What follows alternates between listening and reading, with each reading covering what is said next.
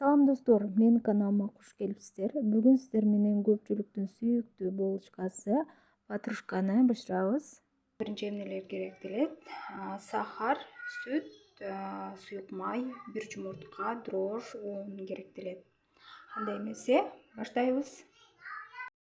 Биздин жумушубуз дрожжду салабыз идишибизге. Мындайдын үстүнө кол күйбөй турган ысыктыкта сүттү кошобуз. Жана шекерди кошобуз. Бетин жаап, бир 10 мүнөт коебуз. Мындай болуп 10 мүнөт тургандан кийин ушундай болуп көбүрөөк чыгышы керек болот дрожж. Эми суюк майды кошобуз. Жумуртканын сарысы менен агын бөлүп алдым. Агын камырыбызга кошобуз. Эми унду салып, камыр жүрөбүз.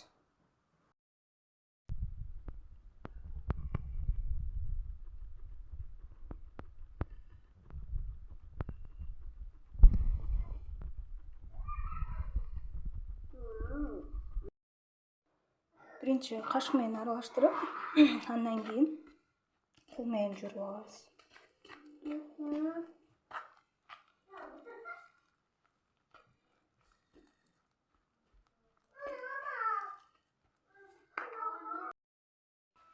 Камырыбызды жүрүп алабыз.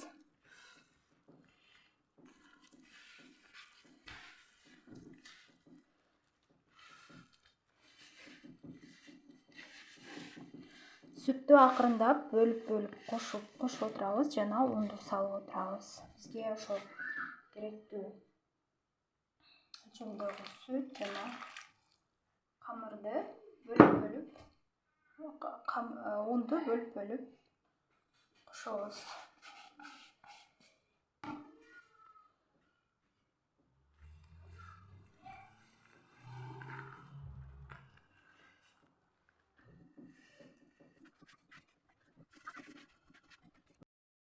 Камыр даяр. Мына ушундай жумшак болот. Жана сөзсүз түрдө колго жабышпашы керек. Эми жакшылап көтөрүлгөнчө ысык жерге коюп коебуз. Камыр 1 саат турду, ачып чыкты. Столдун бетин ундап алып, камырды кесип чыгабыз. Өзүбүзгө керектүү өлчөмдө тоголоктоп алабыз дагы. Духовканын табагын майлап, камырды коюп, бетин 10 мүнөттөй жаап коебуз дагы көтөрүлүп чыгышы үчүн. Андан кийин пияла менен үстүнөн басып чыктым. Андан аркасын кол менен басып жукартып алабыз. Творог салган жери видеого түшпөй калыптыр. Творогду салып 180 градуста бышырабыз. Бети кызарып чыкканча. Мына ушуну менен ватрушка бышты, даяр болду. Баарыңыздарга аш болсун. Сөзсүз түрдө жасап көрүңүздөр. Ушул рецепт менен аябай жумшак жана даамдуу болуп чыгат. Менин каналымда биринчилерден болуп жатсаңыз, сөзсүз түрдө подписаться кнопкасын басып коюңуз. Алдыда дагы жакшы видеолор менен бөлүшөмүн.